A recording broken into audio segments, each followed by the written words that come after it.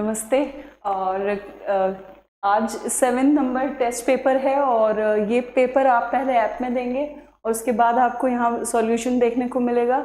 और इस पेपर को बनाते वक्त ये ध्यान रखा गया है कि एग्जामिनर के दिमाग में क्या क्या हो सकता है, उस हिसाब का ये पेपर है। तो अगर थोड़ा बहुत कुछ आपसे गलती हो गया है या कुछ गड़बड़ हो गया है तो डोंट वरी, अभी देख लेना कि कैसे सॉल्व करना है और कैसे दिमाग में रखना है कि पेपर अगर ऐसा ही इसी पैटर्न पे या इसी माइंडसेट से आता है तो आपको वहाँ क्या क्या ध्यान रखना होगा।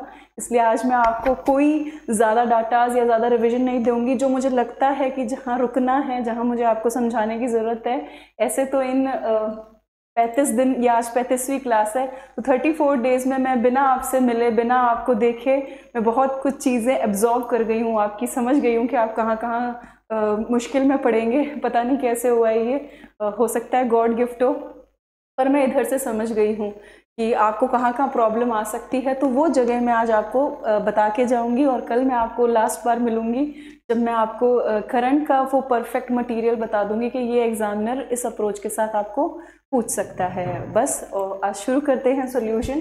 तो पहला क्वेश्चन देखो, हाँ, वालर मांदल लूर और कूद, वालर मांदल लूर और कूद किस जनजाति के नृत्य है। तो जो पहला क्वेश्चन है इजी है, इतना टफ क्वेश्चन नहीं है, तो इसका आंसर बता दूं सीधा, तो इसका आंसर है गरासिया। फिर देखो ये थोड़ा सा टफ है क्वेश्चन, आपको ब्रेन एक्सरसाइज करानी पड़ेगी। अरावली का कौन सा शिखर शेर से नीचा, देखो यहाँ ध्यान रखना, आपको ब्रेन से एक्सरसाइज कराई जा रही है लेकिन अचलगढ़ से ऊंचा है। मतलब आपको एक ऐसी चोटी ढूंढनी है जिसकी ऊंचाई शेर से तो कम हो लेकिन अचलगढ़ से ज्यादा हो। तो ये जो आपको मिलेगा ना वो कौन होगी, जरगा होगी। तो जिसने भी सही आंसर जरगा दिया है उसका क्या है, करेक्ट है। ठीक है, तो देखो खो की होती है 920, रघुनाथगढ़ की होती है 1055 और सायरा की होती है 900। तो इसमें ये कंडीशन तो हो रही है कि ये शेर से तो नीचे है लेकिन ये अचलगढ़ से ज्यादा नहीं है, तो इस वजह से आंसर क्या होगा, जरगा होगा। ठीक है, फिर देखो गलत युग्म है, आपको गलत पेयर पकड़ना है। दिए गए में से कौन सा युग्म आपका गलत है, तो बहुत ध्यान से क्वेश्चन पेपर में क्वेश्चन को पढ़ना है आपको। तो दिए गए चारों ऑप्शन में से जो गलत है ना वो हमीर रायण पद्मनाभ, ये जो जगह है ये क्या है, गलत है। तो ये जो पहला जिसका आंसर होगा वो क्या है, करेक्ट है, क्योंकि हमीर रायण लिखने वाले कौन थे आपके, भांडव व्यास थे। कौन थे, भांडव व्यास। फिर आ जाओ इधर, निम्न में से कौन सा जिला न्यूनतम औसत वार्षिक वर्षा प्राप्त करता है। अब देखो इसमें भी आपको पता चल रहा होगा कि कौन सा आंसर होगा, क्योंकि न्यूनतम औसत वार्षिक वर्षा का मतलब आपको कहाँ आ जाना है, राजस्थान के थार में आ जाना है। अगर आपको याद भी नहीं है लेकिन अगर आपके दिमाग में कॉन्सेप्ट बिल्डिंग हो रखी है कि ये थार वाला हिस्सा है ना, यही न्यूनतम औसत वार्षिक वर्षा का जिला आएगा। और इन तीनों में से जो थार का जिला है, जो रेगिस्तानी जिला है, वो कौन सा है, नागौर। तो सही आंसर क्या होगा, नागौर। इसलिए कॉन्सेप्ट के साथ पढ़ना चाहिए, डायरेक्ट फैक्ट दिमाग में नहीं डालना चाहिए, क्योंकि जो एग्जामिनर की अब अप्रोच है वो ये है कि आप फैक्ट के साथ कॉन्सेप्ट को भी दिमाग में डाल के लाए। ऊपर वाला क्वेश्चन परफेक्ट फैक्ट का है और नीचे वाला जो क्वेश्चन है वो परफेक्ट कॉन्सेप्ट का है। ठीक है, चले फिर देखो, वन विभाग राजस्थान के प्रशासनिक प्रतिवेदन 2022-23 के अनुसार उन जिलों का समूह जहां 2021 के आकलन के अनुसार वनावरण उनके भौगोलिक क्षेत्रों के 10% से अधिक हो। टफेस्ट क्वेश्चन है लेकिन ये इसके अंदर एक की है, इस क्वेश्चन के अंदर एक की है। अगर वो की आप पकड़ लोगे, और अगेन ये क्वेश्चन भी उसी मेंटालिटी से बना हुआ है कि यू शुड रीड, आपको पढ़ना चाहिए, पूरा कॉन्सेप्ट समझ के आपको पढ़ना चाहिए। और यहाँ गलतियों की गुंजाइश मैक्सिमम होगी, तो तुक्का मारने की कोशिश ऐसे क्वेश्चन को बिल्कुल ना करें जिसमें की फैक्टर छुपा हुआ हो। अब देखो इसमें कौन सा की फैक्टर छुपा हुआ है। अगर आपको टॉप 5 याद है कि टॉप 5 जो 1% वाले हैं उसमें से एक करौली है, और वो एक करौली सिर्फ आपको कहाँ दिख रहा है, इसी ऑप्शन में दिख रहा है। तो इस की से ये सॉल्यूशन निकल जाएगा। तो आपको ध्यान रखना होगा कि एग्जामिनर आपसे पूरी कोशिश कराएगा गलती की, लेकिन आपको की क्या करनी होगी, ढूंढ कर रखनी होगी। अब देखो 10% से ज़्यादा, तो 10% में 11% किसके पास है, राजसमंद में। और जब हम टॉप 5 पढ़ते हैं परसेंटेज वाइज, उसमें करौली के पास कितना है, 15% है और धौलपुर के पास कितना है 13% है। अब एक बात का ध्यान रखना, यहाँ ये आपको बांसवाड़ा कंफ्यूज करेगा, ये झालावाड़ कंफ्यूज करेगा, पर याद रखना झालावाड़ और बांसवाड़ा में इतने वन क्षेत्र नहीं है क्योंकि वहाँ एग्रीकल्चर भी होता है, वहाँ एग्रो जोन भी है। लेकिन ये तीन जो जिले हैं करौली और धौलपुर, ये बीहड़ इलाके हैं जहाँ एग्रीकल्चर नहीं होता, स्वतः जंगल बना है और राजसमंद ऊंचाई वाली जगह है जहाँ पर भी बहुत ज़्यादा वन क्षेत्र है। इसलिए सही आंसर क्या होगा बी। तो मेरी एक बात जो आपको एग्जाम में याद रखनी है कि कुछ टफेस्ट क्वेश्चन होंगे जो आपको पढ़ने पर टफेस्ट लगेंगे, लेकिन उनके अंदर एक की होगी, उस की से आपको उस क्वेश्चन को खोलना होगा। और एग्जामिनर जो है वो अब ये सोच रहा है कि प्लीज़ आप सिर्फ डायरेक्ट फैक्ट ना आए, जो भी ट्रेंड चल रहा है जिसको भी देखो वो पढ़ाने लग रहा है ना। क्यों लग रहा है? क्योंकि बच्चों को कभी समझ, बच्चे बेचारे मासूम होते हैं, चाहे वो आप नर्सरी से लो चाहे आप अभी कंपटीशन पे ले आओ, उनको बहुत कम बच्चों को ये समझ होती है कि कौन सा टीचर कॉन्सेप्ट बिल्डिंग कर सकता है और कौन सिर्फ आपको फैक्ट बता रहा है। तो बहुत ज़्यादा जो कंपटीशन है अब थोड़ा बदल रहा है, उसमें यही दिक्कत है कि आपको एग्जामिनर क्या चाहता है कि कॉन्सेप्ट बिल्डिंग हो। तो इससे आपको ये क्वेश्चन क्या करना है, सॉल्व। और अगर आप ये क्वेश्चन सही करके आते हैं तो आप एग्जाम में पता है क्या लेंगे, लीड। क्या लेंगे आप एग्जाम में? लीड लेंगे। तो आगे बढ़ जाऊं, चलो अगला भी बिल्कुल वैसा ही है। वन विभाग राजस्थान के प्रशासनिक प्रतिवेदन 2022-23 के अनुसार निम्नलिखित में से किन जिलों के समूह में 2019-2021 के अधिकतम दर में वन का विनाश हुआ है? मतलब अब आपसे वो जगह पूछी जा रही हैं जहाँ पे सबसे ज्यादा डिस्ट्रॉय हुए हैं वन, और ये आपको सीधा उठा के पूछा गया और उसमें भी वो पूछ रहे हैं मैक्सिमम दो में इसका सही आंसर होगा जालोर और करौली। कौन सा होगा? जालोर और करौली। तो 6 नंबर क्वेश्चन का जिसने भी आंसर जालोर और करौली लगाया है उसका क्या है? सही है। ठीक है, अगेन इंपॉर्टेंट क्वेश्चन है, एग्जाम में जाते वक्त आप इसको रिवाइज करके जाएंगे। अब तो आपका युद्ध क्षेत्र नजदीकी है, 30 जुलाई आने वाली है, आज लगभग 27 तारीख है जब मैं आपको मिल रही हूँ।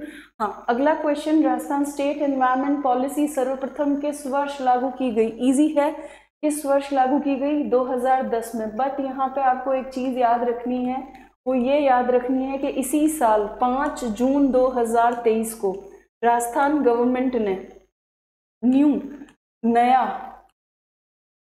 नया एनवायरमेंट पॉलिसी लागू किया है। 5 जून 2023 को नया एनवायरनमेंट पॉलिसी क्या किया है?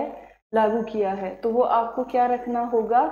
ध्यान में रखना होगा। ठीक है, तो नई जो पर्यावरण नीति है अभी हाल फिलहाल में कब जारी की है राजस्थान सरकार ने? 5 जून 2023 को। और पहली कब आई थी? वर्ष 2010 को। 18 फेब है शायद तक, 18 फेब 2010 है, इस दिन आई थी पहली। ठीक है, और अभी जो लेटेस्ट निकाली है वो कब निकाली है? 5 जून 2023 को निकाली है। चलें आगे। अगला, निम्न में से कौन सा एक रीको का कृषि खाद्य फार्म केंद्र है? इसको भी बहुत ढंग से पढ़ना क्योंकि इसमें जंबलिंग की गई है। जंबलिंग इन द मतलब कि जो आपके दिमाग में पहले से सेट है ना उसको थोड़ा सा बदला गया ताकि आपको टेंशन दे सके, आपको घबराहट दे सके। पर यहाँ फंसना मत, जो आपको लगता है ना कि यही सही मैच है उसी पे टिक लगाना है। तो देखो सही मैच कौन सा दिख रहा है आपको? बोरनाड़ा जोधपुर। तो सही आंसर क्या होगा? डी। तो जिसने भी डी आंसर दिया था उसका करेक्ट था। देखो लोग कहते हैं कि भाग्य में क्या लिखा है, भाग्य में क्या लिखा है। मैं कहूँ भाग्य में टेंशन लिखा है। एग्जामिनर भी आपको एग्जामिनेशन हॉल में पूरी कोशिश कर रहा है कि वो आपको क्या दे? टेंशन दे। तो जो नियति है ना वो तनाव की है, नियति में तनाव ही फिक्स कर लो। और जिसने ये मान लिया कि जिंदगी एक संघर्ष है और नियति एक तनाव है, वो जिंदगी में कहीं नहीं रुकता। क्यों? क्योंकि अब आप तनाव से डील कीजिए, आप टेंशन से क्या कीजिए? डील कीजिए, तब आप कंपटीशन पास कर जाएंगे। तो 9 नंबर क्वेश्चन देखो, 13 व 14 मार्च 2023 को किस स्थान पर राजस्थान मिलेट कॉन्क्लेव है ना का आयोजन किया गया? मैं मिलेट पे इतना फोकस क्यों दे रही हूँ? क्योंकि अपना इस साल का अंतर्राष्ट्रीय वर्ष भी कौन सा है? बाजरा वर्ष है यूएन ने, और यूएन हमारे सिलेबस में है और उससे रिलेटेड राजस्थान का ये करंट अफेयर्स है, तो आपको पूछा जा सकता है। तो आपकी वो कॉन्क्लेव का आयोजन कहाँ हुआ है? जयपुर में हुआ है। तो जिसने जयपुर आंसर दिया उसका ठीक है। फिर देखो 76वीं विश्व स्वास्थ्य सभा की थीम। अब ये क्वेश्चन इसलिए डाला गया क्योंकि जो 12 दिसंबर का पेपर, जो 13 दिसंबर और को जो पेपर हुए थे, उसमें आपके स्टैटिक पोर्शन को करंट से रिलेट करके पूछा था, इसीलिए ये क्वेश्चन दिया गया, क्योंकि ये दो क्वालिटीज एक साथ पूरी करता है। एक आपका यूएन एंड इंडिया वाला थीम, इंडिया वाला जो सेक्शन है वो, और एक करंट, इन दोनों को मर्ज करता है, तो इसलिए ये क्वेश्चन दिया गया। इसका सही आंसर है WHO at 75 saving lives driving health for all. तो जिसने भी 10th का आंसर ये दिया है वो क्या है, करेक्ट है, इंपॉर्टेंट है, याद रखना, ठीक है। फिर चलते हैं आगे। राजस्थान में निम्नलिखित में से किस एक स्थान पर नरसंहार हुआ था जिसे महात्मा गांधी ने जलियांवाला बाग हत्याकांड से भी अधिक भीषण बताया? तो वो जगह कौन सी है, वो निमूचना है। हुआ कब था, 14 मई 1925 को हुआ था। अब आपने एक चीज गौर की होगी, 11 नंबर क्वेश्चन तक मैंने क्या कोशिश की है और सर ने भी कोशिश की है, दोनों ने मिलके छाटे हैं सारे के सारे क्वेश्चन।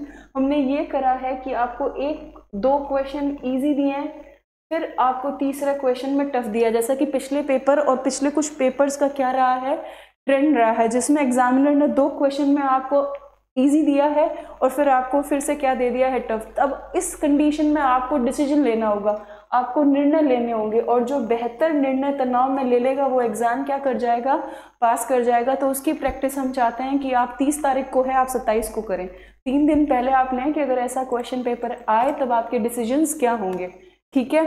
तो ये इसका सही आंसर है। आगे बढ़ूं, चलो। तारागढ़ का किला किस प्रकार के दुर्ग का श्रेष्ठ उदाहरण है? किस प्रकार के दुर्ग का श्रेष्ठ उदाहरण है? इजीएस्ट क्वेश्चन, गिरी।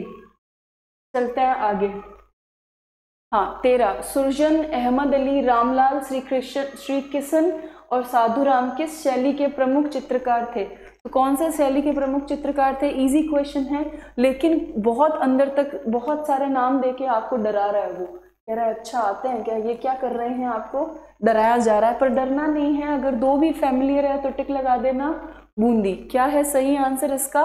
बूंदी है। तो 13 तक कोई प्रॉब्लम आपको किसी प्रकार की। अब आपका 14th नंबर क्वेश्चन आपको देखना है। 14 नंबर क्वेश्चन में आपके क्या लिखा हुआ है कि मेवाड़ में दीपावली के 15 दिन पहले अक्सर लड़के और लड़कियां घर जाकर गीत गाते हैं। लड़कियों द्वारा गाए जाने वाले गीतों को कहा जाता है, तो क्या कहा जाता है? तो दिए गए 4 ऑप्शन में से सही आंसर होगा लोवाड़ी। अब देखो, गीत आपके सिलेबस में लगते हैं, उन्होंने क्या किया कि जो परंपरागत चीजें पूछी जा रही थी उसको साइडलाइन कर दिया और बहुत अलग सा एक क्या पूछा, आपको क्वेश्चन पूछा जो कि आरबीएसई बोर्ड की बुक में लिखा हुआ है ना, और 2nd ग्रेड है इसलिए 9th क्लास की बुक में लिखा हुआ है, तो वहां से उठा लिया, बस इतना सा काम करा। अब देखो, डैश के आध्यात्मिक विचारों को पुस्तकों में संकलित किया गया, यह एक का शीर्षक मंत्र राज प्रकाश है। तो ये पूछ रहे हैं कि मंत्र प्रकाश, अब सीधा भी तो पूछ सकते थे ना कि मंत्र प्रकाश किसकी पुस्तक है, लेकिन नहीं, उनको आपको क्या देना है, क्या चीज गिफ्ट करनी है, तनाव। इसलिए देखो क्वेश्चंस की लैंग्वेज को क्या बनाया गया, टफ बनाया गया। अब मंत्र प्रकाश लिखने वाले कौन थे? हरिदास। कौन थे? हरिदास, ठीक है। अगला, निम्नलिखित में से कौन सा, अब देखो यही सेम क्वेश्चन है, यहाँ पे भी वही कोशिश की जा रही है कि आपको पेपर की लैंग्वेज से क्या दिया जाए, पेपर की लैंग्वेज से आपको क्या गिफ्ट की जाए, तनाव गिफ्ट की जाए। तो निम्नलिखित में से कौन सा राजस्थान की प्रसिद्ध हैंड ब्लॉक प्रिंटिंग तकनीक का नाम है जिसमें सफेद या ऑफ वाइट पृष्ठभूमि पर दबाए गए जटिल पुष्प पैटर्न्स होते हैं? तो वो कौन सा है इन चारों में से? सांगानेर। तो जिसने सही आंसर दिया है सांगानेर, उसका करेक्ट है।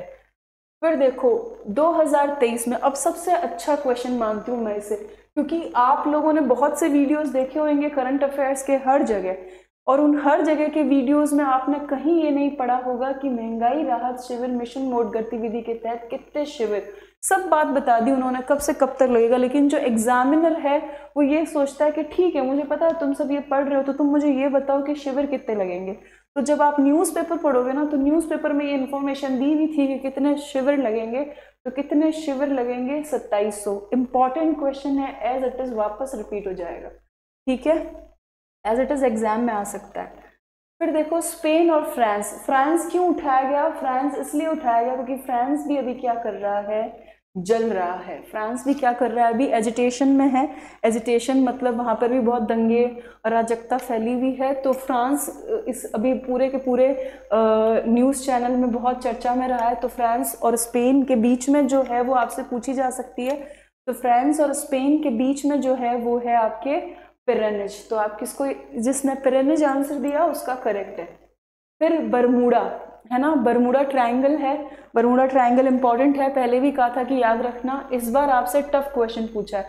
इसलिए टफ क्वेश्चन पूछा है क्योंकि ऐसे क्वेश्चन अगर पेपर में आ जाए तो क्या करेंगे, अगर नहीं आते तो छोड़कर ही आना है, और कुछ दूसरा इलाज नहीं है।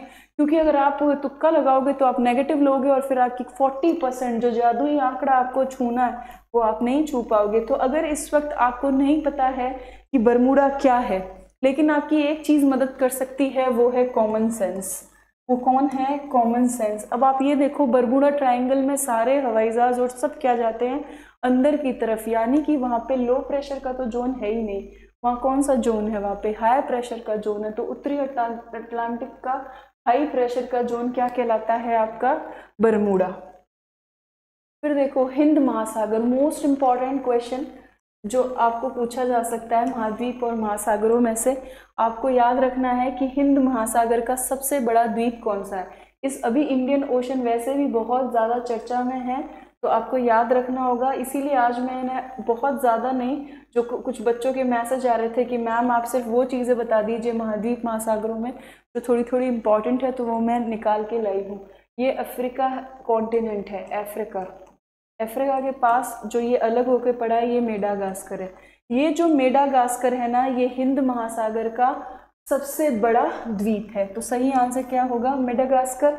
अब दूसरी इंपॉर्टेंट इंफॉर्मेशन ये याद रखनी है कि पूरे संसार में 4 बड़े द्वीप है। सबसे ऊपर है ग्रीनलैंड, सबसे बड़ा कौन सा है आपका, ग्रीनलैंड। कभी देखा है ग्रीनलैंड, पता है आपको? ट्रम्प जो था ना, ट्रम्प, डोनाल्ड ट्रम्प को ग्रीनलैंड को खरीदना था। उसने कहा था कि प्लीज मेरे को ग्रीनलैंड बेच दो, क्योंकि ग्रीनलैंड बहुत वैल्यूएबल है। जो पावरफुल इकोनॉमीज है उनके लिए ग्रीनलैंड क्या है, बहुत पॉपुलर है। उनको चाहिए ग्रीनलैंड, क्योंकि यहाँ बहुत ज्यादा पेट्रोलियम के रिजर्व है। तो ग्रीनलैंड के बाद दूसरा बड़ा द्वीप है न्यू गिनी, तीसरा है बोर्नियो ना, पास पास ही है ये बोर्नियो। बॉर्बन बिस्किट की बात नहीं कर रही हूं मैं, बोर्नियो। और चौथे नंबर पर है मेडागास्कर। तो पूरे विश्व में 4 जो द्वीप समूह, 4 जो द्वीप है उसमें सबसे बड़ा ग्रीनलैंड, सेकंड जो बड़ा है वो आपका न्यू गिनी, थर्ड जो बड़ा है वो है आपके बोर्नियो, और फोर्थ जो बड़ा है वो है आपका मेडागास्कर। और हिंद महासागर में सबसे बड़ा कौन सा है, मेडागास्कर। चलें आगे। हाँ, अगला भी क्वेश्चन बहुत अच्छा है। अंध महासागर, इट मीन्स फॉर मी ये अटलांटिक है। तो ये अटलांटिक ओशन, अटलांटिक महासागर की तली मतलब उसका पैंदा स्थलाकृति के केंद्रीय एस आकृति के कटक प्रमुख है। एस शेप का है, वो नीचे पूरा का पूरा धरातल ऐसे बना हुआ है। तो वो ये पूछ रहे हैं कि ये छोर कहाँ से कहाँ तक है। तो आपको याद रखना होगा ये आइसलैंड से लेके कहाँ तक है, आइसलैंड से लेके बोवेट द्वीप तक है। कहाँ तक है, बोवेट द्वीप तक है। तो सही आंसर क्या होगा इसका, सी। कोई प्रॉब्लम नहीं, आपको डायरेक्ट याद रखना होगा। और क्वेश्चन भी क्या है इंपॉर्टेंट, आज तक ये पूछा है कि भाई ये बता दो कि अटलांटिक सी जो है उसका शेप एस क्यों है, क्योंकि वो बीच के अंदर मिड ओशनिक रिज है, जिसको आप हिंदी में बोलते हो महासागरीय कटक। ठीक है, तो आइसलैंड और बोवेट याद रखना, आइसलैंड और बोवेट। ठीक है, तो अटलांटिक के एक तरफ कौन है, आइसलैंड, और दूसरी तरफ कौन है, बोवेट। क्लियर। चलें हाँ, अगला अब आपको पवन को मैच करना है, तो बहुत इजी है, बिलजॉर्ड। तो बिलजॉर्ड कहाँ बहती है आपके, साइबेरिया में, तो यहाँ फर्स्ट आएगा। फिर देखो चिनूक आपके कहाँ बहती है, प्रेरीज मैदान में। प्रेरीज मैदान में जो ज़्यादा गेहूं आता है वो एक टाइम बाद पनपने लायक हो जाता है, किसकी वजह से, चिनूक की वजह से। फिर देखो बोरा एड्रियाटिक कोस्ट पर। अब एड्रियाटिक कोस्ट आपने देखा नहीं होगा, भूमध्य सागर के ठीक ऊपर साइड में एक छोटा सा सी है जिसको क्या बोलते हैं, एडियाट्रिक। इटली आसपास ही है उसके। फिर देखो खमसीन आपकी कहाँ है, मिस्र में है। तो 1 2 3 4 जिसका आंसर है उसका क्या है, करेक्ट है। ठीक है, चलूँ आगे अगले क्वेश्चन की ओर। चलो हाँ, आज मैं आपकी पवनों की जो प्रॉब्लम है ना वो क्या करूँगी, सॉल्व करूँगी। आज वो दिन है जब मैं आपको पवन्स क्या कर दूंगी, जो पवन्स हैं वो पवन्स मैं आपको रिवाइज करा दूंगी, ये तरीका बता दूंगी कि कैसे करना है। अब देखो यहाँ कौन सी विंड लिखी हुई है, ध्रुवीय पवनें, और कहाँ लिखी हुई है आपकी, उत्तरी गोलार्ध के अंदर। अब 1 मिनट इसका आंसर देने से पहले एक छोटी सी चीज को समझो, और ये आज ही समझनी जरूरी है ताकि 30 जुलाई को गलती ना हो।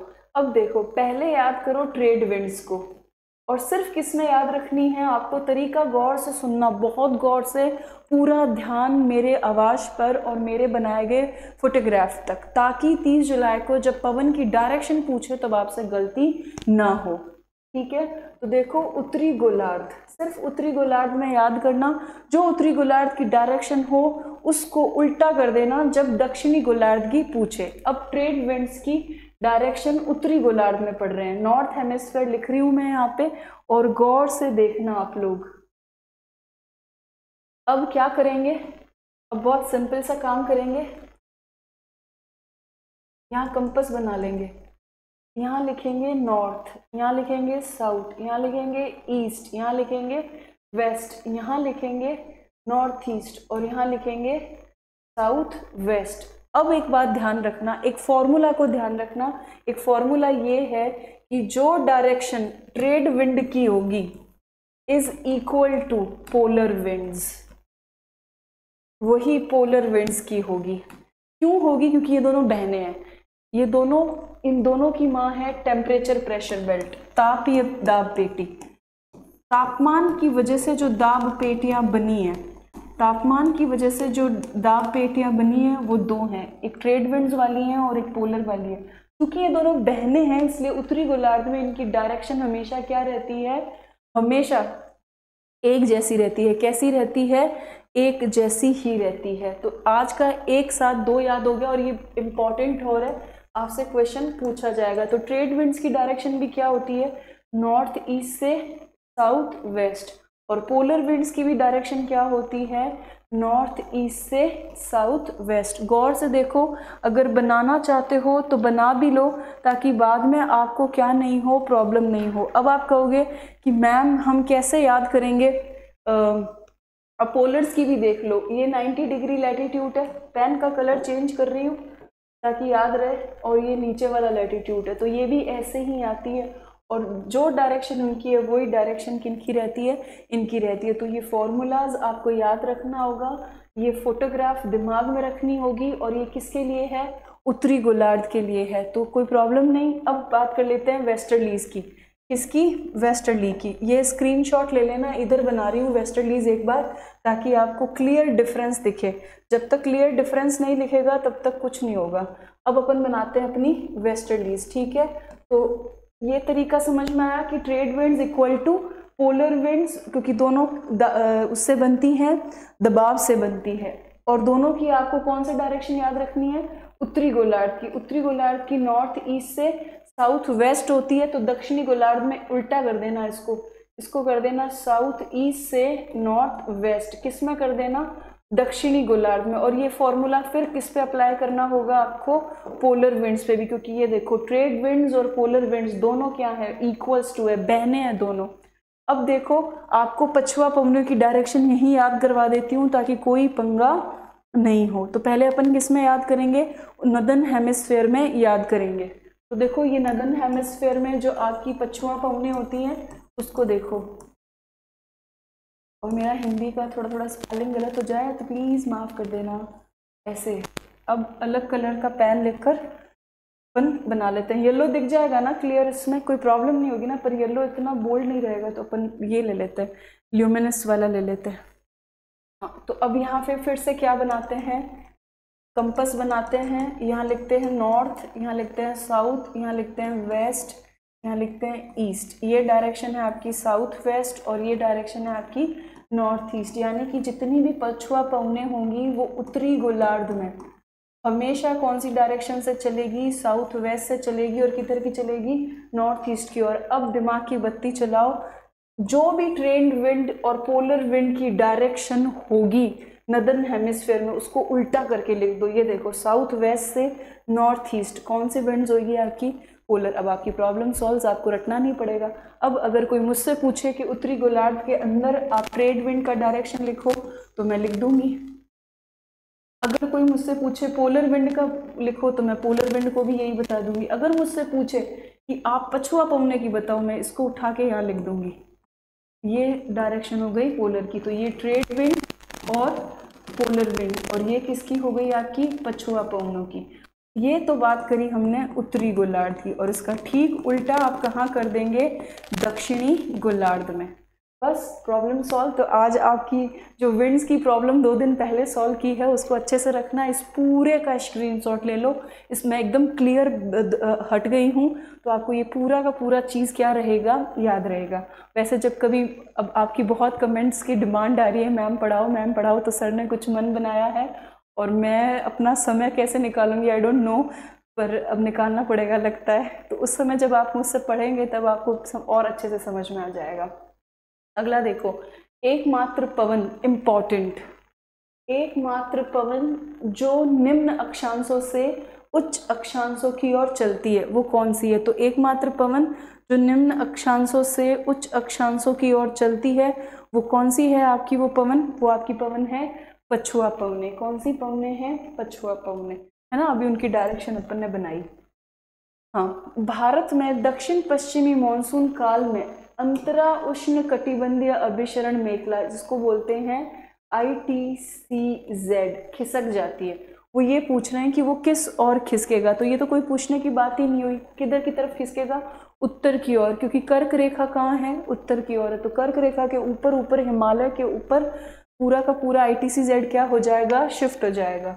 इजी क्वेश्चन है। हाँ, आज मुझे आपको अल नीनो समझाना है, तो एक बार इधर देखें, पूरा मैं डायग्राम बनाऊं, उस तरफ देखें, फिर आप क्या करना, इस पूरे का जो भी मैं बनाऊं इसका क्या ले लेना, एक अच्छा सा स्क्रीनशॉट ले लेना। अब गौर से जब तक मैं बनाऊं तब तक आप देखें, ये देखें,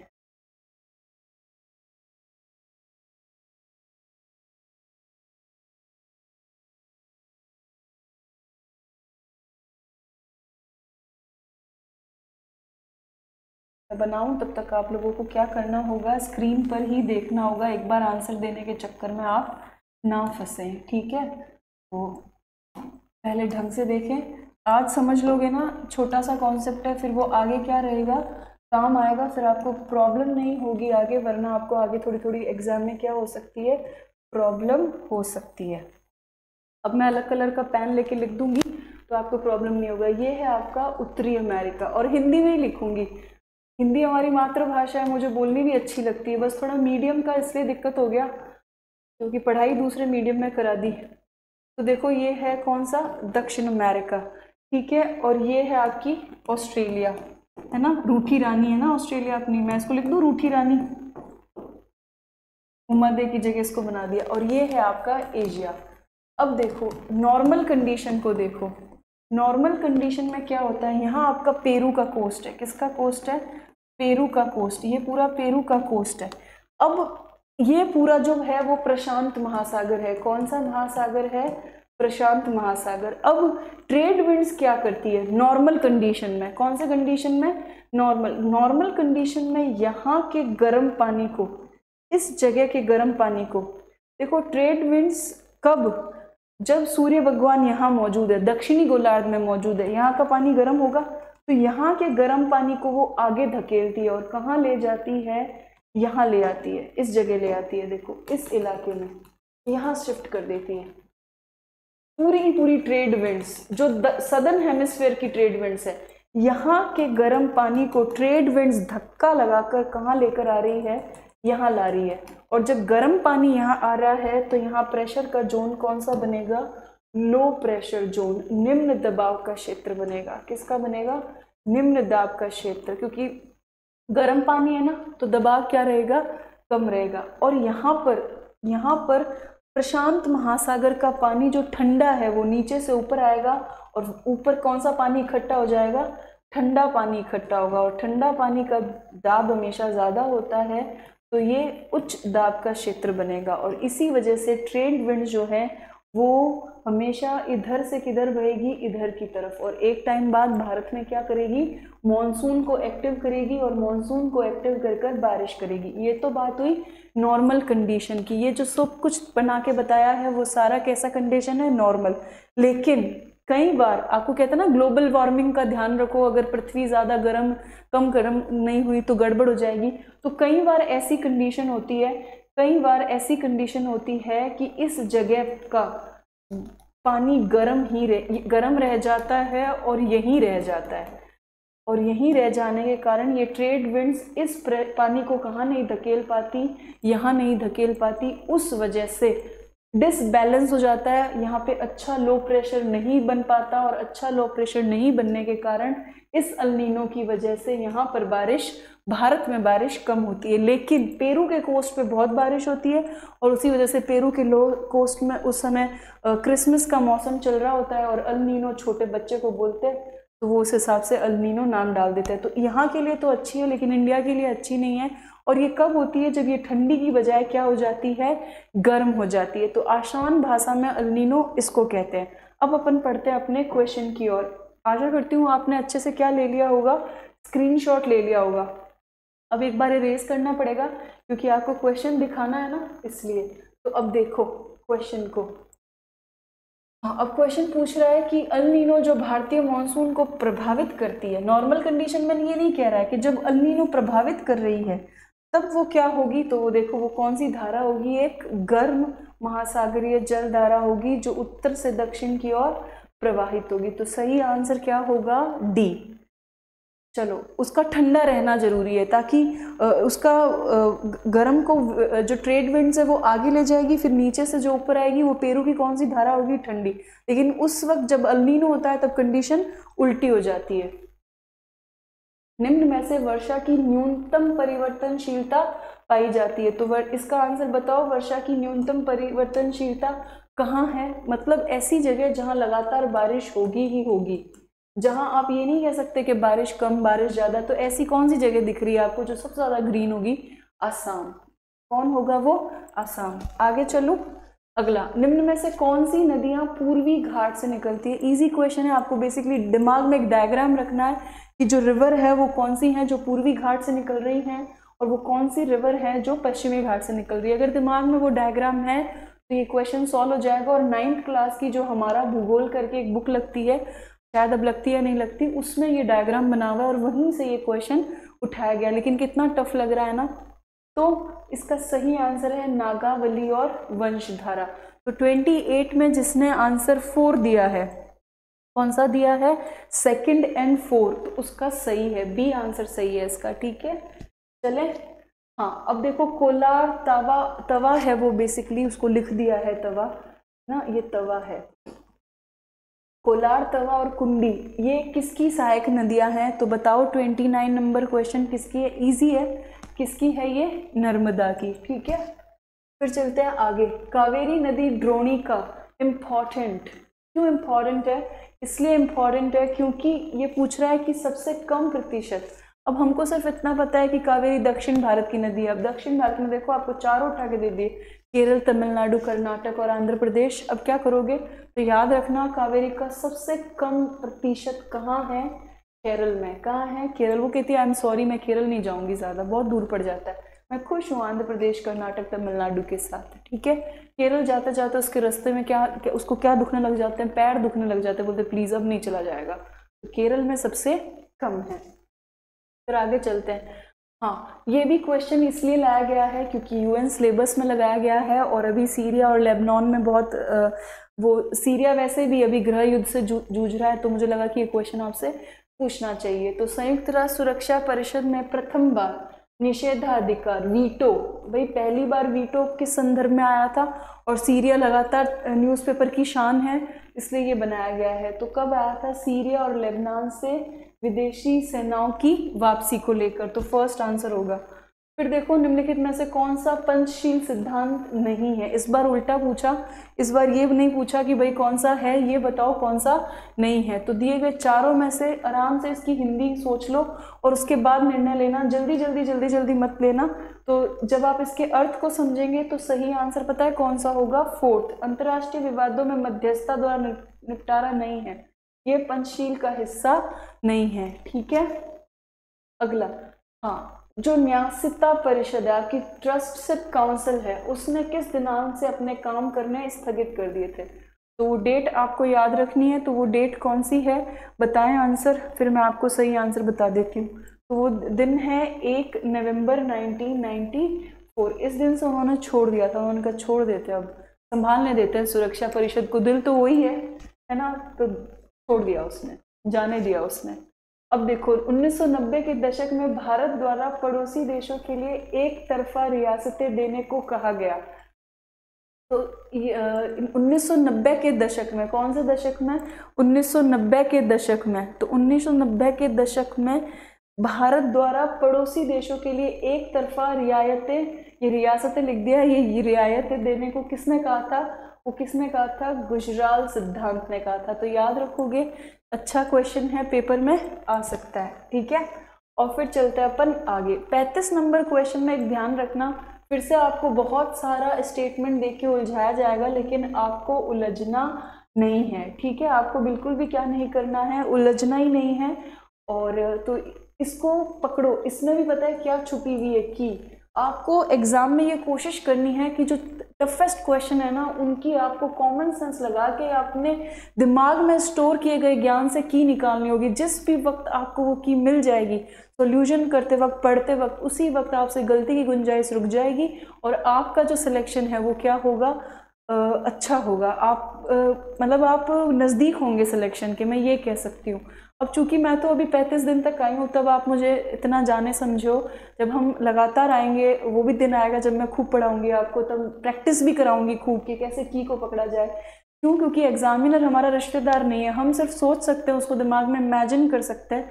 इसलिए हमें हर वो चीज़ समझनी पड़ेगी कि वो की कहाँ छुपाएगा, जिसको पकड़ के हम परफेक्ट आंसर तक पहुँच जाए। अब देखो, इन्हें लागू करना, यहाँ छिपाइए लास्ट में जाके, राज्य का कानूनी दायित्व है, बिल्कुल नहीं है। ऊपर 3 तक उसने सारी बातें कर ली आपसे, लेकिन 4th ऑप्शन में उसने क्या छुपा दिया, आंसर छुपा दिया कि देखो नहीं है दायित्व का। और पता है साइकोलॉजी कितना हिट करती है, यहाँ तक आप कहोगे हाँ यस, यहाँ तक दिमाग कहेगा यस, यहाँ तो एक बार आपके दिमाग से यस हो गई, फिर आपको झटाक से याद आएगा कि नहीं नहीं वो तो नहीं लागू करना था। तब तक आप देखते हो OMR का बबल आप फिल कर देते हो। और मैं डैम श्योर हूँ कि ऐसे कुछ बच्चों के साथ ऐसा हुआ है, और अगर हुआ है तो कमेंट बॉक्स में टाइप कर दो, ताकि बाकी बच्चों को ये पता चल जाए कि ऐसी गलतियाँ होती हैं और आपको नहीं करनी है। ठीक है, चलें आगे। संयुक्त राष्ट्र संघ द्वारा कब संधारणीय विकास, जो अभी है ना, सतत विकास, सस्टेनेबल डेवलपमेंट, उस लक्ष्य को अपनाए गए थे। देखो अभी पूरा का पूरा डेवलपमेंट कैसा चाह रहे हैं, सब सस्टेनेबल चाह रहे हैं। तो ये बहुत ज़्यादा ज़रूरी है कि वो आपसे ये पूछ ले कि पहली बार कब अपनाया था। इससे 3 टॉपिक एक साथ कवर होते हैं, UN एनवायरनमेंट वाला हिस्सा और करंट। और राजस्थान में भी चूंकि सस्टेनेबल को लेकर इकोनॉमिक सर्वे में एक चैप्टर है, तो इसलिए ये क्वेश्चन आपसे क्या किया जा सकता है, पूछा जा सकता है। तो पहली बार कब अपनाया गया था, 2015 में। तो जिसने 2015 आंसर दिया है उसका क्या है, सही है। चलते हैं अब आगे। 2011 की जनगणना के अनुसार राजस्थान में पुरुष और महिला साक्षरता के बीच अंतर। देखो अभी पूरा का पूरा दौड़ इसी में चल रखा है कि हम हर वक्त डिफरेंस करते हैं मेल फीमेल में, जबकि इन दोनों में डिफरेंस करने का ज़रूरत ही नहीं है, क्योंकि भगवान ने इन दोनों को बनाया ही डिफरेंट है। अब कई बार वो कहते हैं ना कि आपके तो तुलना करने के आधार ही एक नहीं है, इन लोग इनकी क्या तुलना करनी, जो एकदम एक दूसरे से 360 डिग्री के एंगल पर अलग है, उन लोगों की तुलना क्या करनी। लेकिन हम कर रहे हैं, तो देखो एग्जामिनर भी तुलना कर रहे हैं। इन दोनों में तो समानता ढूंढनी चाहिए तुलना की वजह, क्योंकि इनको बनाया ही भगवान ने डिफरेंट है। जो महिलाएं हैं उनको एक अलग माइंडसेट से बनाया, मेल जो है उनको एक अलग माइंडसेट से बनाया, फीमेल को एक अलग माइंडसेट से बनाया। तो अब वो पूछ रहे हैं कि बता दो अंतर, तो अंतर कितना है उन दोनों के एजुकेशन में, गैप कितना है, 27% का है। तो अच्छा क्वेश्चन है, याद रखना है। अभी गैप बहुत इंपॉर्टेंट है, इसलिए आप ये भी याद रखना कि 200 अभी है जनघनत्व और 165 कब था, 2001 में था, तो इनका भी डिफरेंस देख लेना कितना बनता है। ठीक है, आगे चलते हैं। इम्पॉर्टेंट, क्यों इम्पॉर्टेंट है? क्योंकि इकोनॉमिक सर्वे से उठा हुआ है और आपके एग्जाम के लिए और राजस्थान के विकास के लिए ज़रूरी है। राजस्थान में 30 नवंबर 2022 तक अधिष्ठापित ऊर्जा क्षमता मेगावाट में कितनी है? प्योरली फैक्ट है और याद करना भी ज़रूरी है। तो देखो इतनी है, 23 टोटल, 23,487 है। अब बार इसको बड़ा करके लिखो, और बड़ा करके लिखोगे ना तो आराम से याद होगा। कैसे याद होगा? देखो पीछे से बढ़ो, 7 8 4 3 2। अब बताओ कहाँ घोटने की ज़रूरत है? बहुत आसान है। देखो 7 8 4 3 2, वो मैं कहती हूँ ना, प्यार से देखो, याद हो जाएगा डाटा भी। ये देखो फिर से लिख दो, भले ऊपर देखो ही मत। 7 8 4 3 2, ये देखो बन गई आपकी मेगावाट। आपके दिमाग को ज़्यादा क्या नहीं आया? प्रेशर नहीं आया। आपने इसको प्यार से देखा और इसने आपको बता दिया कि देख तू मुझे पीछे से देख, मैं तेरे को क्या हो जाऊंगा, याद हो जाऊंगा। तो ये देखो, इसलिए कहते हैं आप अपने नज़रियों को बदलिए, संसार बदल जाएगा। ठीक है, चलो अब कुछ इम्पॉर्टेंट बात आपको एक चीज़ याद रखनी है। यहाँ पे 2 फैक्ट याद रखने हैं जो बहुत ईजी हैं, जो एग्जामिनर पूछ सकता है। अब एग्जामिनर आपको इसको क्या मॉडिफाइड करके पूछ सकता है, वो 2 फैक्ट भी आप क्या करें, देखें। वो आपको क्या देखने हैं कि इकोनॉमिक सर्वे, राजस्थान के इकोनॉमिक सर्वे के अनुसार 2022-23 का जो डाटा है पवन ऊर्जा का, किसका?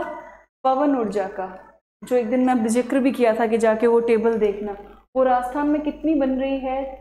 इतनी बन रही है, 37-30 मेगावाट। ठीक है, और सौर ऊर्जा का देखना, सोलर है ना, उसका भी है, उसका कितना है? उसका है 3348 मेगावाट। और एक के बायो, वो तो पूरे के पूरे 101 रुपए हैं। ये है 101। इन तीनों को आपको याद रखना है। क्यों याद रखना है? क्योंकि हमेशा एक मिसकंसेप्शन चलता है कि सोलर में हम फर्स्ट है तो हम ज़्यादा सोलर बना रहे होंगे, लेकिन यहाँ देखो आप लोग, यहाँ पे सोलर का कितना है? 33.48% है। कितना है? 33.48% है। 3348 मेगावाट है।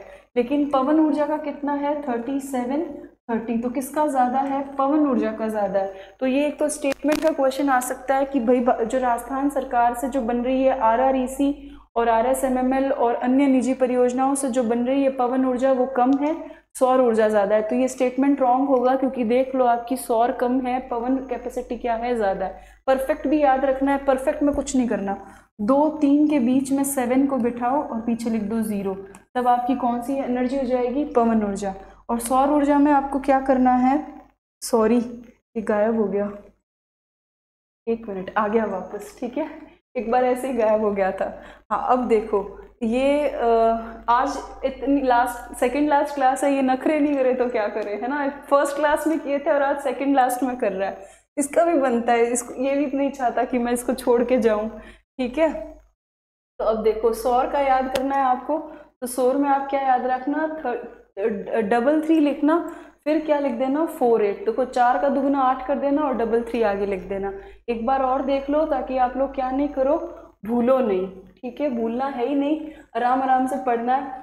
और आज अगर मुझसे थोड़ी बहुत कुछ गलती हो जाए ना तो माफ़ कर देना, मेरे दांत में बहुत दर्द है, मोलर्स टूथ में बहुत ज़्यादा दर्द है, तो मेरे को थोड़ा बोलने में भी, इस आवाज़ भी क्या है मेरी, लो है। ठीक है, तो पवन ऊर्जा का डाटा अपन कैसे याद रखेंगे? अपन याद रखेंगे, पहले लिखेंगे 2 3 और उसके बीच में 7 और पीछे 0। फिर अपन सौर का कैसे याद रखेंगे? सौर यानी कि सोलर का कैसे याद रखेंगे? 333 लिख देंगे और पीछे लिख देंगे 48। और फिर अपन बायो में तो अपन को कुछ नहीं करना, नेक देख के आनी है। कितने रुपयों की? 101। और हम टोटल कैसे याद रखेंगे? देखो 7 8 4 3 2, है ना? पीछे से गिनती लिखनी है आपको, और वो ये है। तो यहाँ तक समझ में आ गया कि और कौन कौन सी जगहों पर आपको याद रखना जरूरी है। अब चलते हैं आगे। हाँ, ये अच्छा क्वेश्चन है। राजस्थान में प्रचलित कीमतों पर वर्ष 2022-23 में अनुमानित प्रति व्यक्ति आय। देखो वो प्रचलित कीमतों पर पूछ रहा है, तो प्रचलित कीमतों पर ये है 156 149। उसको बड़े गौर से देखो, ये आपको याद हो जाएगा। ये जो डाटा है ना 86,134, ये स्थिर कीमतों पर है। किस पर है? स्थिर कीमतों। अब इनके साथ क्या करो, इनके साथ ये करो आप कि इनको सिर्फ देखो, और एग्जामिनेशन से पहले भी क्या करके जाओगे, देख के जाओगे, क्योंकि ये नकचंडे लोग हैं, ये नकचंडा डाटा है। क्यों? क्योंकि ये है ना दिमाग में घुसते ही नहीं है, तो इनको उतार दो। बोले हम तुमको सिर्फ देखेंगे, याद करने की कोशिश नहीं करेंगे, जितने तो आप देखोगे चमत्कार होगा और ये दिमाग में घुस जाएगा। ये देखो घुस गया। ये है प्रचलित कीमतों पर और ये है आपकी स्थिर कीमतों पर। ठीक है, चले आगे। अगला, प्रतिहार शासकों और उसके शासन काल में असुमेलित है। देखो गुर्जर प्रतिहार से ये ऐसा ही क्वेश्चन आने की गुंजाइश सबसे ज्यादा है, क्योंकि आप सबको पता है गुर्जर प्रतिहार में एग्जॉस्ट हो गया है एग्जामिनर, उसने लगभग सारी चीजें क्या कर ली है, पूछ ली है। तो अब वो लगेगा कि वो आपसे क्या पूछे, उनके वो पूछे, काल पूछे, तो उसमें आपको याद रखना है कि गलत ये है। और देखो दिए भी ऐसे राजा हैं जो बहुत ज्यादा क्या है, पावरफुल है। नागभट्ट फर्स्ट, नागभट्ट सेकंड, महेंद्रपाल और मिहिर भोज। तो जो गलत मैच किया गया है वो कौन सा है, महेंद्रपाल है। तो इसका अच्छे से रिवीजन करना, ऐसा क्वेश्चन पेपर में आने की संभावनाएं बहुत ज्यादा है। फिर देखो हाँ ये, अब जैसे कई बार वो उल्टी पटांग सी चीजें पूछ लेता है ना कि ये उपाधि किसकी है, और वो आपको क्या करके आनी है, छोड़ कर आनी है। अगर आपने टेस्ट करते वक्त इस क्वेश्चन को अटेम्प्ट किया तो आपने गलत किया। क्यों? क्योंकि इसको लेफ्ट करना था, छोड़ना था, क्योंकि ये प्योरली किसको पता होती है, एग्जामिनर को ही पता होती है। तो इस क्वेश्चन का खुर, ये जो रजो प्रोनाउंसिएशन में भी इतना मुश्किल है, खुर रजो अंधकार नामक उपाधि किस चौहान शासक ने धारण की है। ये क्वेश्चन को इसलिए छोड़ना होगा क्योंकि आपको पता नहीं, आप करोगे नेगेटिव लोगे। तो इसका सही आंसर है ये विग्रहराज द्वितीय। अब इसको याद रखना, अब इसको क्या करना, याद रखना। ठीक है, फिर अगला क्वेश्चन इजी है। तो देखो अभी बीच में पूरे क्वेश्चन ऐसे दिए गए जो आपको ऐसे हार्ट बीट को ऊपर नीचे कर देंगे, हॉर्मोन्स लेवल को बिगाड़ देंगे, और उसका इफेक्ट ये होगा कि जो अब इजी क्वेश्चन शुरू होंगे उसमें आप टेंशन में रहोगे। लेकिन मैंने कहा था ये सारा खेल अब इसका है, बैलेंस का है, और आपको अपना संतुलन नहीं खोना है। अपन ने एक दिन साइको का एक क्वेश्चन सॉल्व किया था जिसमें ये पढ़ा था कि ना परिपक्व मानसिक विकास किसको कहते हैं, जिसमें संवेगों का संतुलन होता है। तो बिल्कुल सही थी वो साइको की बात। आपको क्या रखना है, दिमाग को बैलेंस रखना है। Although I don't know psycho too much, मुझे ज़्यादा साइको नहीं आती, पर आप लोगों को साइको के आंसर पढ़ाते पढ़ाते वो मुझे ऐसे इको कर जाता है कि यहाँ वो बात साइको की, वो क्वेश्चन की लगेगी। तो अब देखो लावा ठिकाने को राजस्थान के एकीकरण की प्रक्रिया में किस रियासत में मिलाया गया। तो इजी क्वेश्चन है, तो बताओ आंसर क्या होगा। तो आंसर होगा जयपुर। ठीक है, फिर देखो कात्रिया नामक आभूषण पहना जाता है। ये तो बहुत इजी क्वेश्चन है, तो इसका आंसर बताऊं, लड़कियों के लिए इजी है, कलाई। कौन सा है, कलाई। फिर देखो निम्नलिखित में से, हाँ अब मैं आज आपकी कोई मदद नहीं करूंगी क्योंकि मैंने बहुत अच्छी कोशिश की है, वैसी कोशिश की है जैसी आपको याद हो जाए। ऑल्दो पॉलिटी तो बहुत पढ़ाते हैं, बहुत सारे लोग पॉलिटी पढ़ाते हैं स्कूल में, कॉलेज में, सब जगह, लेकिन आपको कैसे दिमाग में फिट होगा वो तरीका भी मैंने निकाल के दिया था। तो अब इसका तो आंसर ऐसे पूरा बाढ़ आ जाना चाहिए लाइव चैट में कि मैम इसका आंसर यही होगा, और खुशी वाली इमोजी और होनी चाहिए। तो अब बताओ इसका आंसर 44 का जो आंसर है सही वो कौन सा है, 156 सबसेक्शन 3। तो वो भी किसी ने कहा था कि मैम ऐसे करो क्वेश्चन बना के ही दे दो। हाँ 45 कोई मदद नहीं की जाएगी, आपको स्वतः उत्तर बताना होगा, क्योंकि मैंने आपको सिखाया है कि ऐसे क्वेश्चन से कैसे डील किया जाए। ठीक है, तो आशा करती हूँ मैं खरी उतरी हूँ, आप लोगों ने मेरा मान रखा है। इसका सही आंसर है सेकंड। ठीक है, कीवर्ड पॉलिसी अप्लाई की होगी आपने। यहाँ पे देखो कीवर्ड पॉलिसी में ये देखो आपको जुर्माना, शास्ती, फीस, है ना, दिख गई ना 3 कीवर्ड, तो आपने लगा दिया होगा टिक। संचित निधि से धन का विनियोग, धन विधेयक, बिल्कुल ये भी करेक्ट है। ठीक है, चले अगला, राज्य के अनुसूचित, शानदार क्वेश्चन, गलती करवाएगा, गांधारी बना देगा आपको, बहुत शानदार क्वेश्चन है। इस पे फोकस रखना तब तो आंसर आएगा। अगर गांधारी बन गए तो क्वेश्चन क्या हो जाएगा, गलत। देखो इसका सही आंसर है निरंजन कुमार आर्य, क्योंकि इसने अनुसूचित जाति पूछा है, जनजाति नहीं। और बहुत से ऐसे बच्चे होंगे अभी ऑन द स्पॉट क्लास में वो आंसर लगाए होंगे। ओपी मीणा, ओपी मीणा अनुसूचित जनजाति वाले फर्स्ट वो CS रहे हैं, लेकिन अनुसूचित जाति वाले फर्स्ट निरंजन कुमार आर्य है। और अगर अभी क्लास में या टेस्ट देते वक्त किसी से ये गलती हुई है तो वो एग्जाम में ये गलती ना करे और ऐसे बोले कि हाँ मैम हमसे हुई है।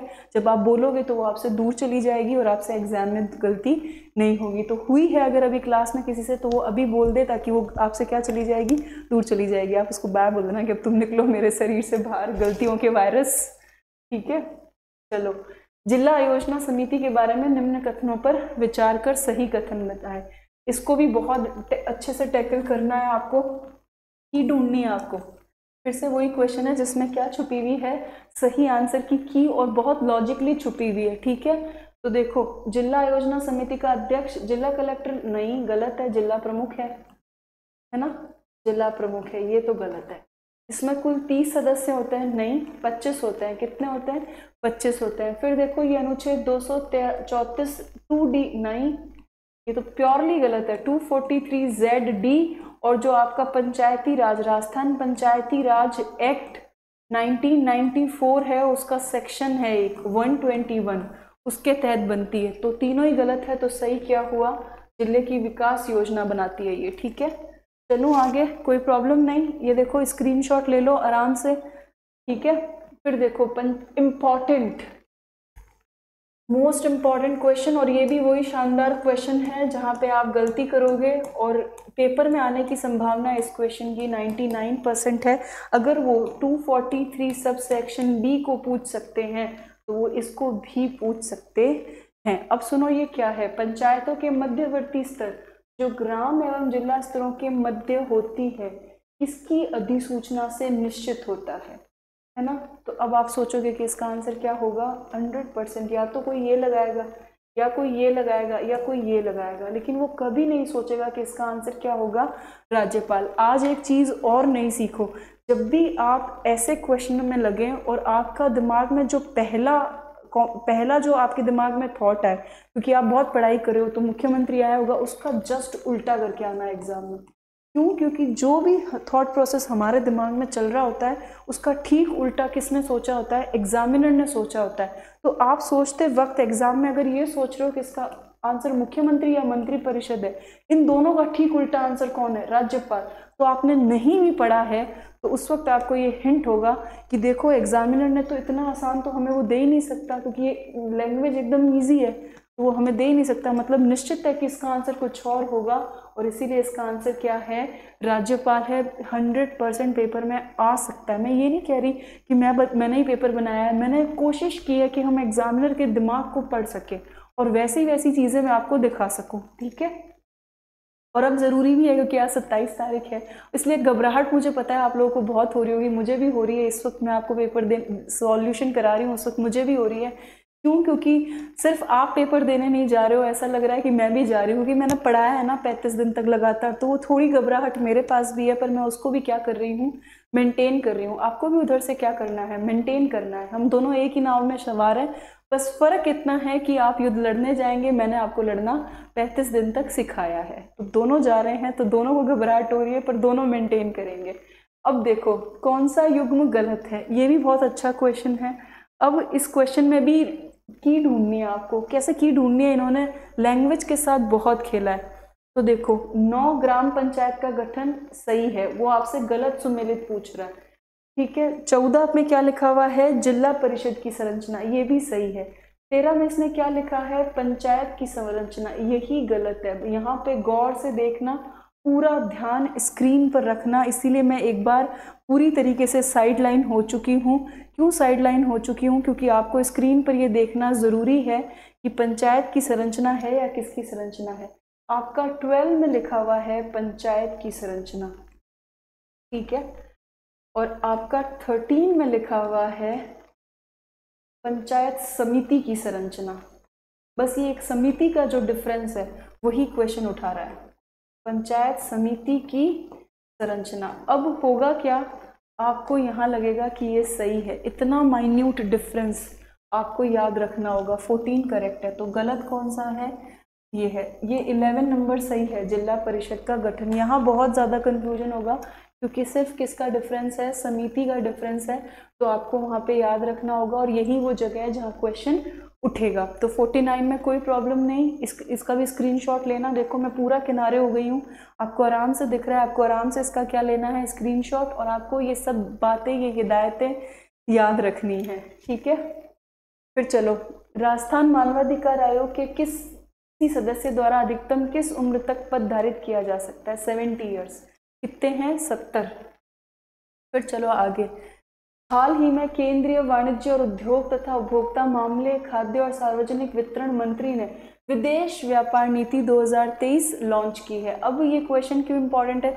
भारत और विदेशी व्यापार लगता है आपके सिलेबस में, और भारत और विदेशी व्यापार लगता है, और करंट में ये अभी नई नीति लॉन्च की है, तो वो आपसे पूछेंगे, और वो किस दिन से लागू है, ये तो वो पूछ ही सकते हैं कि भाई किस दिन से लागू है। तो सिंपल सा इसका सही आंसर है 1 अप्रैल 2023। तो ये भी क्वेश्चन इंपॉर्टेंट था, आपको क्या रखना है, याद रखना है। अब देखो अगला क्वेश्चन भी इसी से उठा गया है कि दोनों में से वो कोई एक भी पूछे तो आपकी गलती नहीं हो। नई विदेश व्यापार नीति 2023 का लक्ष्य है, तो इसका लक्ष्य क्या है? अगर नहीं पता है तो अटेंड मत करके आना, लेकिन अगर ऐसा पेपर में आ जाए तब तक के लिए याद कर लो।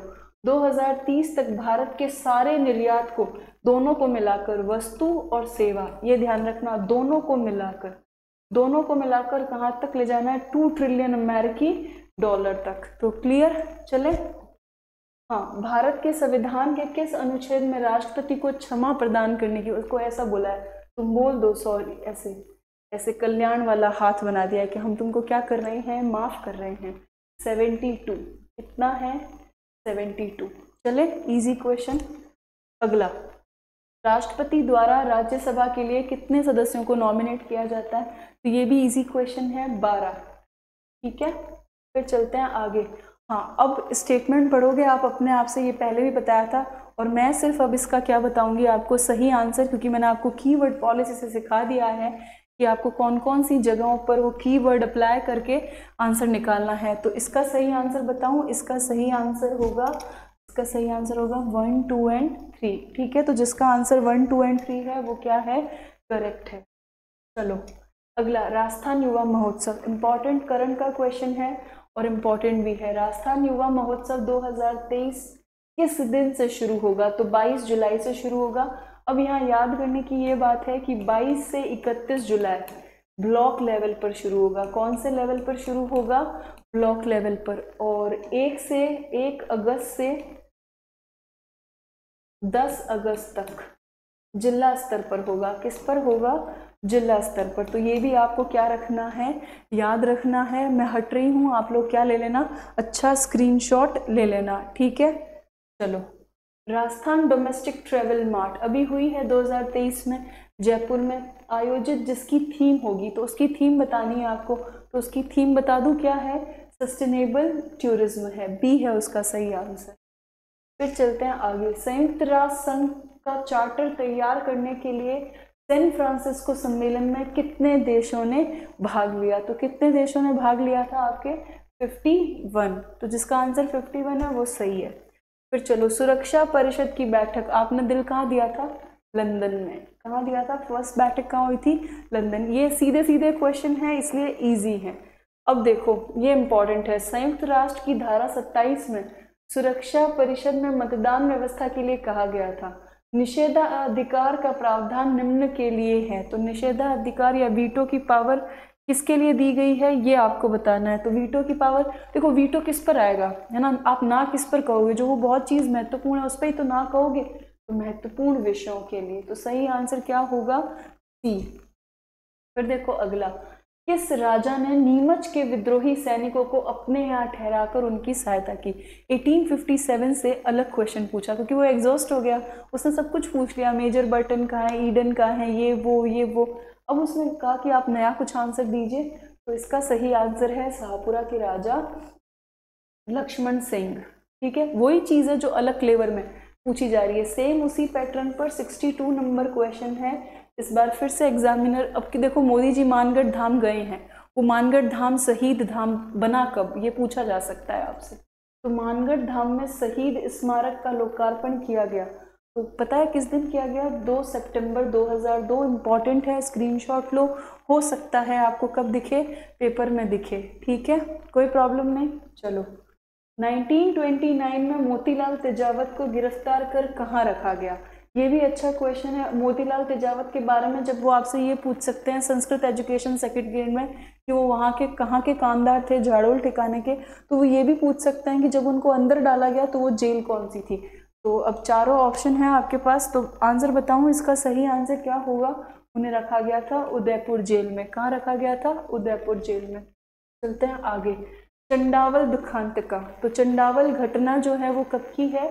बताऊं आंसर? 28 मार्च 1942 की है। इसकी डेट को लेकर बहुत ज़्यादा पंगे भी हैं, पर जो ऑथेंटिक बुक है उसमें 28 मार्च 1942 दे रखी है। अब अगला, ईरानी, मुगल और जयपुर, इन तीनों जो शैली है इनका मिक्सचर कौन सी शैली कहलाता है? आपको ये बताना है। मतलब वो एक ऐसी जगह है जहाँ पे तीन अलग अलग कल्चर है। तो देखो ये अलवर है। कौन सी जगह है? अलवर। तो प्रॉब्लम सॉल्व, आगे बढ़ूं। अगला क्वेश्चन देखो, वीरपुरी का मेला लगता है, तो वीरपुरी का मेला कहाँ लगता है? मंडोर, जोधपुर में। तो जिसने ये आंसर दिया उसका सही है। फिर अगला, आदिवासियों में लोकाई है। अब जनजातियों से आपसे क्या पूछा है? उनका कोई रीति रिवाज पूछा है, तो लोकाई मृत्यु भोज है। क्या है? आदिवासियों का मृत्यु भोज। चलें आगे। हाँ, हाल ही में केंद्रीय वस्त्र मंत्री पीयूष गोयल ने किसे एक्सीलेंट एक्सपोर्ट प्रमोशन अवार्ड से सम्मानित किया गया है?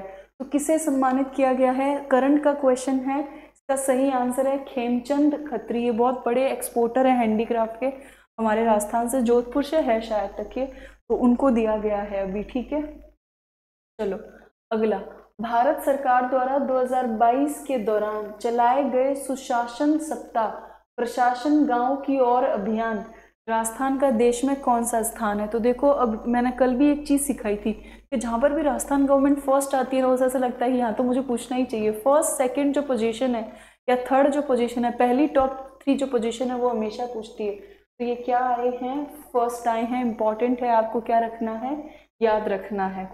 फिर देखो, इंदिरा रसोई योजना को ग्रामीण, इंपॉर्टेंट है ना, ये शब्द इसको इंपॉर्टेंट बना देता है, ग्रामीण क्षेत्रों में। इसी वजह से ये क्या आ सकती है?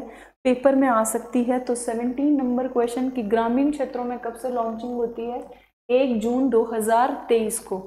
ठीक है, फिर देखो, para Asians game world ranking तीरंदाजी प्रतियोगिता में प्रदेश के किन 2 खिलाड़ियों का भारतीय टीम में चयन हुआ है? इंपॉर्टेंट है। अब देखो, ये पैरा है ना, और तीरंदाजी है, तो कई बार पता है अपूर्वी चंदेला को पता नहीं एक फॉल्स इंप्रेशन आता है कि हाँ ये भी तीरंदाजी में होगी, वो शूटिंग में। अब आपको याद रखने हैं ये 2 नाम, श्याम सुंदर और धन्ना राय। कौन है ये? श्याम सुंदर और धन्ना राय। कोई प्रॉब्लम नहीं। चलो, भारतीय रेलवे द्वारा चलाई जा रही अमृत भारत योजना में किस रेलवे स्टेशन का चयन किया गया है? तो आपको बताना है कि इस परियोजना के अंदर किसका चयन किया गया है। तो सिंपल करंट का क्वेश्चन है, गोविंदगढ़ अलवर। तो याद रखना कौन सा है वो? गोविंदगढ़ अलवर है। फिर देखो, चिकित्सा व स्वास्थ्य विभाग ने गर्भवती महिला और शिशुओं की स्वास्थ्य सेवाओं के लिए कौन सा मोबाइल ऐप तैयार किया है? मोबाइल ऐप से सेकेंड ग्रेड में क्वेश्चन आते हैं, तो आपको याद रखना होगा कि इसके लिए कौन सा मोबाइल ऐप इस्तेमाल किया गया है। तो इसके लिए जो मोबाइल ऐप इस्तेमाल किया गया है वो है PCTS। ठीक है, जैसे अपन ने वो एक पढ़ा था ना सामाजिक सुरक्षा पेंशन के लिए, एक वो याद रखना है और एक ये याद रखना है। ठीक है, एक ये देखो, रेलवे मंत्रालय द्वारा राजस्थान सरकार के किस रेलवे स्टेशन को इंटरनेशनल एयरपोर्ट की तर्ज पर बनाया जाएगा? तो ये कौन हो सकता है? इतनी सारी बातें आपको कहाँ आएगी? उदयपुर में आएगी। तो 74 का आंसर क्या होगा? डी। और मैं फिर से बता देती हूँ कि अगर आज मेरी आवाज़ आपको बहुत कम लग रही हो या लो लग रही हो, उसका कारण ये है कि मेरे मोलर टीथ्स में बहुत ज़्यादा प्रॉब्लम है, इन्फेक्शन है, तो मैं ज़्यादा तेज़ नहीं बोल पा रही हूँ। फिर देखो, मुख्यमंत्री गैस सिलेंडर योजना की शुरुआत कब हुई है? तो मुख्यमंत्री गैस सिलेंडर की शुरुआत बताइए किस दिन से हुई है? 75 नंबर क्वेश्चन। तो अभी बहुत चला भी है ये, तो याद रखोगे 1 अप्रैल 2023 को, अभी लेटेस्ट है ना, लेटेस्ट का करंट अफेयर्स है।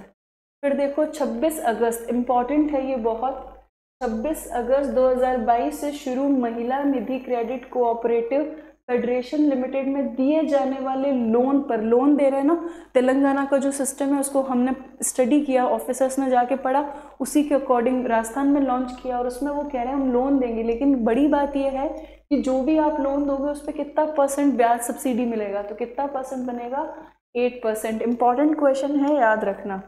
फिर चलते हैं आगे। इंडिया जस्टिस रिपोर्ट 2022 में राजस्थान का देश में कौन सा स्थान है ना, ऐसे क्वेश्चन भी कई बार उठ जाते हैं। तो कौन सा स्थान है, इस बार राजस्थान फर्स्ट नहीं है, इस बार राजस्थान कौन सा नंबर पर है, 15। क्या पता एग्जामिनर फर्स्ट ना पूछ के वो पूछ ले जिसमें आप क्या हो, पीछे हो, तो इसमें कितने नंबर पर है, 15 नंबर पर है।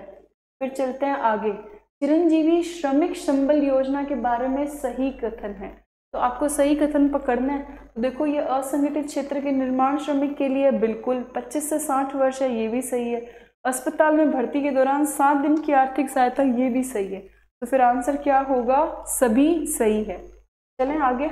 अगला, एशियन यूथ एथलेटिक्स चैंपियनशिप प्रतियोगिता में नरपत सिंह लबोर ने किस खेल में आपने क्या जीता है, कांस्य पदक जीता है। तो वो पूछ रहे हैं कि आपके नरपत सिंह जो लबोर है वो आपके कौन से संबंधित है, तो वो किससे संबंधित है आपके, वो आपके संबंधित है हेमर थ्रो से। चले आगे। अगला, राज्य में राजस्थानी भाषा, साहित्य, कला और संस्कृति का म्यूजियम कहाँ बनेगा, तो कहाँ बनेगा, बीकानेर। कहाँ बनेगा, बीकानेर में बनेगा। फिर देखो, देश का सबसे बड़ा इलेक्ट्रॉनिक वाहन, इंपॉर्टेंट क्वेश्चन है ये, देश का सबसे बड़ा इलेक्ट्रॉनिक वाहन चार्जिंग स्टेशन प्रदेश के किस राष्ट्रीय राजमार्ग पर खोला जाएगा, तो NH-48 पर। कहाँ खोला जाएगा, NH-48 पर। फिर देखो अगला, केंद्र सरकार द्वारा MSME टेक्नोलॉजी पार्क किस जिले में बनाया जा रहा है, तो आपको ये बताना है कि कौन सा ऐसा जिला है जिसमें आपका MSME का टेक्नोलॉजी पार्क बनाया जा रहा है। दौसा है। अब MSME आपके सिलेबस में है, इसीलिए ये क्वेश्चन उठाकर करंट का डाला गया है, ताकि दोनों चीजें पूरी हो जाए, करंट भी और स्टैट भी।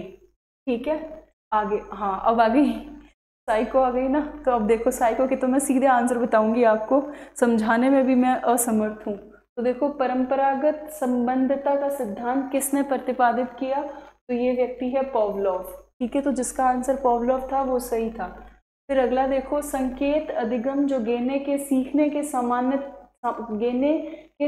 को सामान्यतः जाना जाता है वो कौन सा है, तो इसका आपका सही आंसर है परंपरागत संबंधितता अधिगम। तो जो भी कोई बच्चा 84 का डी आंसर दिया है स्टूडेंट, उसका क्या है, करेक्ट।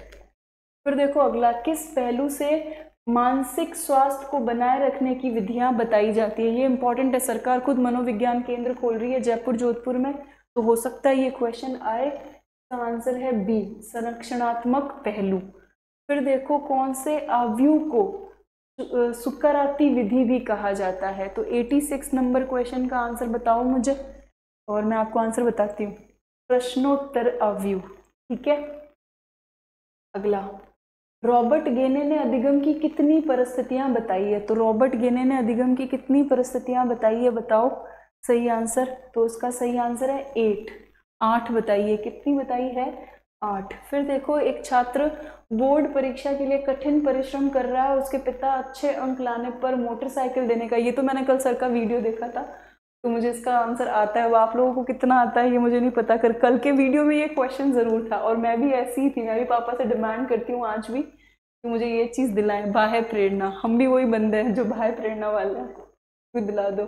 नहीं, ऐसी नहीं है, एक टाइम तक काम करती है, उसके बाद बंद हो जाती है, उसके बाद इनर मोटिवेशन ही काम करता है। अच्छा अधिगम निर्भर करता है, तो अच्छा अधिगम किस चीज़ पर निर्भर करता है बताओ, तो शिक्षक पर भी निर्भर करता है, और छात्रों की सक्रिय रुचि पर भी। आपका और मेरा एग्जाम्पल बेस्ट है इसके लिए, उपयुक्त शिक्षण विधियों और सहायक सामग्री के उपयोग पर। यही तो किया है 3 दिन तक, इसलिए ये साथ इतना हो गया है, और आपका प्यार रहा, आपका सहयोग रहा, सक्रिय रुचि रही, तो ये बहुत बड़ा होगा जल्द, है ना।